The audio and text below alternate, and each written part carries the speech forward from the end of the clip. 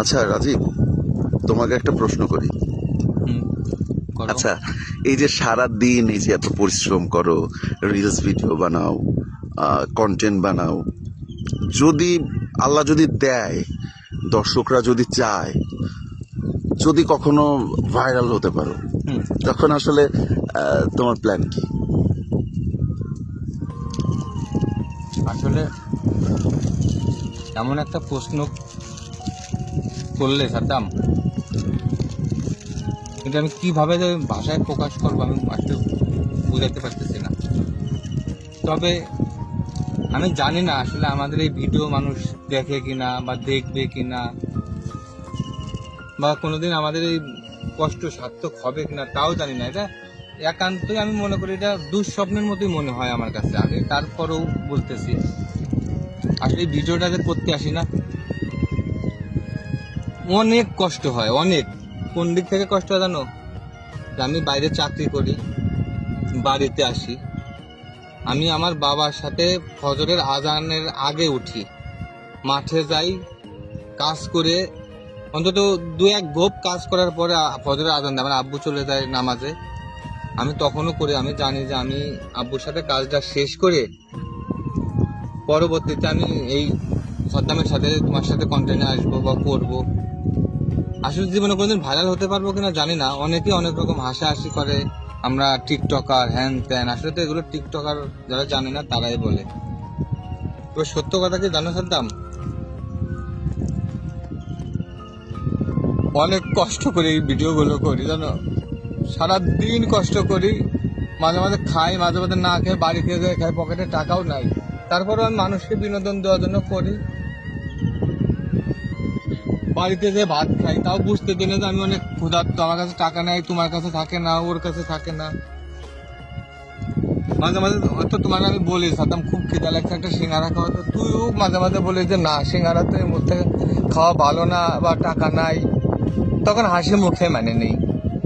সত্যি একটা স্বপ্ন আছে আমার জানো, এই কর্মজীবনের পাশাপাশি যদি ভিডিও দিয়ে মানুষকে একটু হলেও আনন্দিত দিয়ে ভাইরাল হতে পারতাম, বা জীবনে এই কন্টেন্ট থেকে যদি একটা টাকাও ইনকাম করতে পারতাম, বা তুই কোনোদিন আমার হাতে একটা টাকা তুলে দিয়ে বলতে, রাজীব এই ভিডিওর মাধ্যমে আমাদের 3টা টাকা উপার্জন হয়েছে, 1টা টাকা রাজুর, 1টা টাকা তোর, আর 1টা টাকা আমার, বিশ্বাস কর ওই দিনকে আমি এত খুশি হব।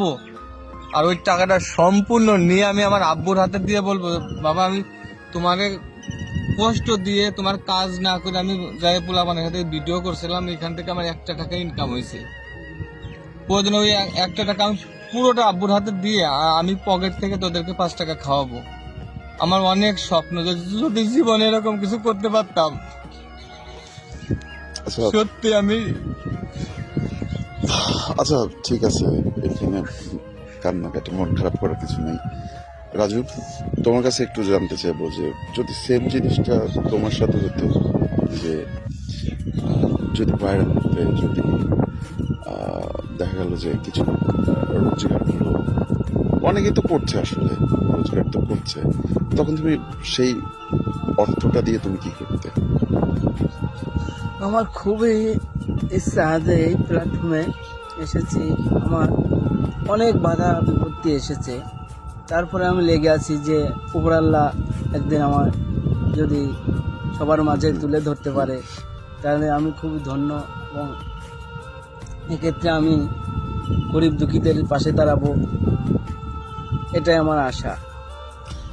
তো সবাইকে একটা কথা বলতে চাই যে এরা আসলে ফেসবুক কন্টেন্ট সম্পর্কে এরা দেখে, কিন্তু কি রকম আর্নিং হয়, কিরকম কি হয় এরা আসলে জানে না। এদেরকে শুধু বলা হয়েছে যে চলো আমরা ভিডিও করি। এরা মনের আনন্দে নিজের পকেটে মানে যতটুকু সামর্থ্য দেখা গেল ফ্যামিলির থেকে নিচ্ছে, বা পারিবারিক চাপ উপেক্ষা করে হলেও এরা আসছে আপনাদেরকে একটু বিনোদন দেবার জন্য, ভিডিও করছে, সারাদিন পরিশ্রম করে এরা বাড়িতে যাচ্ছে, সেখানেও দেখা গেল যে ফ্যামিলির একটা চাপ।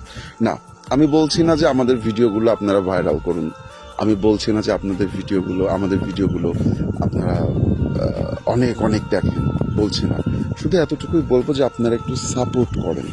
আমাদের টাকা পয়সা, হ্যাঁ, আমি যদি এখন অন্যান্যদের মতো বলি যে না আমাদের টাকার কোনো ইচ্ছা নাই, টাকার জন্য আমরা ভিডিও করছি না, এটা টোটালি ভুল।